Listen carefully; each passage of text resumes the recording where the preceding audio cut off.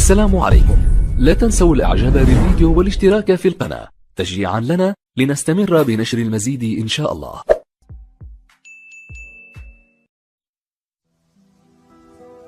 يقول الشاعر الشنجاوي: كنت أظنك يا حب للأسف خاب ظني، على ما شفت أفعالك مرة وشومة، قاسي والحقد ذي فيك جرحني، واصبح فؤادي بين الهمومة،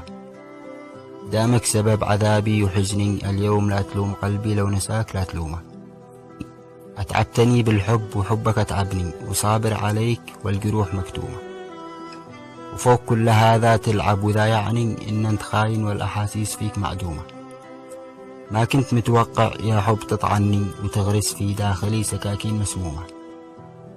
خيبت ظني فيك خيبت ظني فيك واخطأت في ظني، بطبعك القاسي يا حومة عليه يا حومة، خلاص أترجاك ارحل وسكهني من ألاعيبك وأفعالك الشومة،